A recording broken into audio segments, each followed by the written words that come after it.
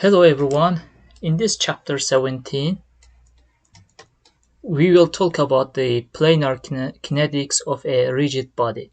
So the main topic will be the force and its cause or result, acceleration. So the objectives is that we will first talk about the mass moment of inertia, then planar kinetic equations of motion. This is the Newton's second law for a rigid body.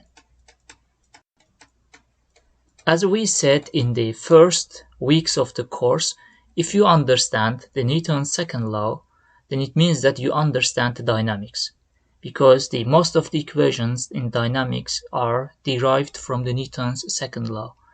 And this Newton's second law, in this chapter, it will be a little bit in a different form, but the meaning is the same, and then the essentials are the same.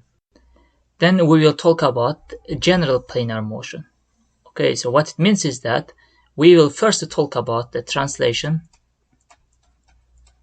then we will talk about the rotation, and then lastly we will talk about the combined action, which means that it will be translation and the rotation together. The applications are diverse for this rigid body, but especially for the acceleration and the force, today we will talk about what is the force. For example, let me give you some simple examples. The acceleration A, let's put it as 1, acceleration A required for slipping in front wheels. Okay. Or the 2 is that, for example, for this one, we are talking about what is the frictional force to prevent the tipping of the safe. Okay, this is a safe. Or we will talk about here again the angular acceleration of this ship. There are many different kinds of applications, but I should tell you that, again, I will reiterate, this is Newton's second law, and it doesn't limit the applications for these 3 types, but these are the just interesting ones that I chose for you. You can have anything in rigid body that you can apply the Newton's second law. Okay, so let's first start with the mass of a translating body. It is very easy to understand a mass of a translating body. So it's also called by inertia. Okay, what it means is that it is a resistance to change in motion.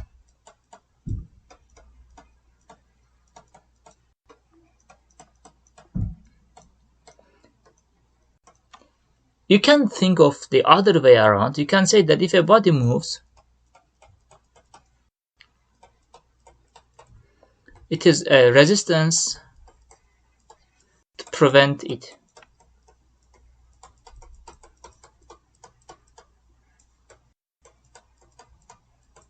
Okay, say that you are trying to stop it, and you are trying to stop it.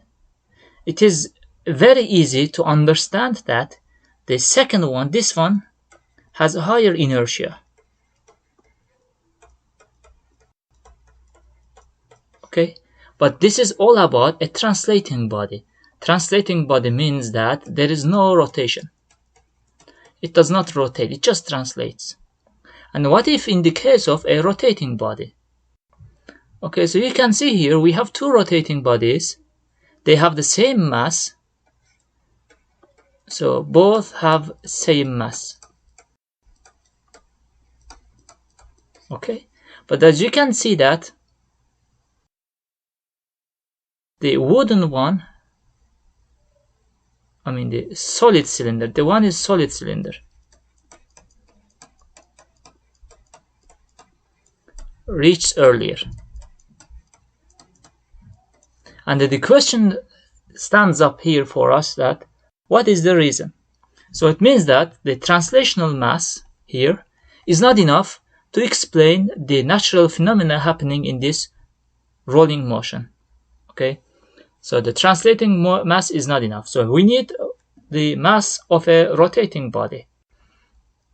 The mass of a rotating body, we will go with the similar strategy, and then we will say that this is called a rotational inertia.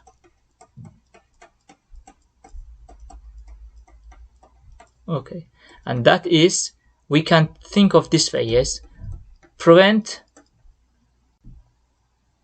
let's say a resistance to prevent rotation of a body.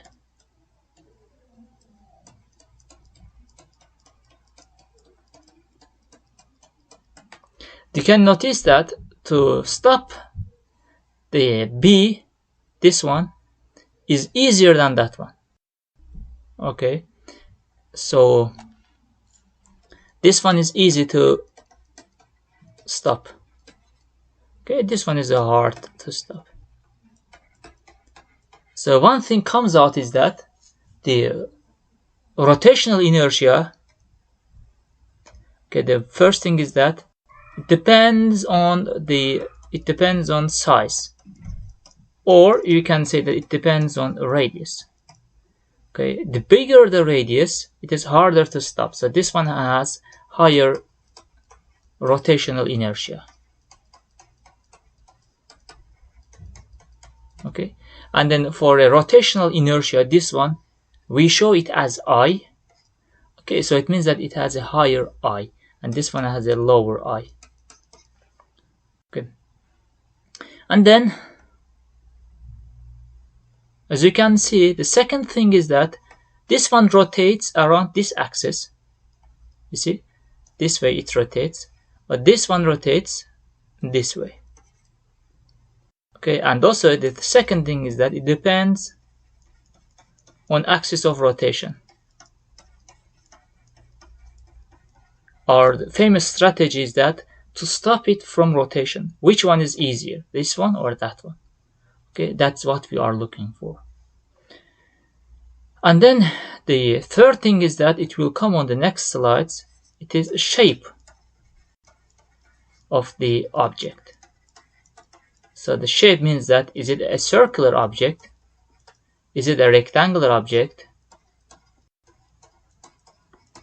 Is it a conical, etc. So these three are important criteria that we are looking for. Which axis does it rotate? What is the size of it? And then what is the shape of it? If you come back here,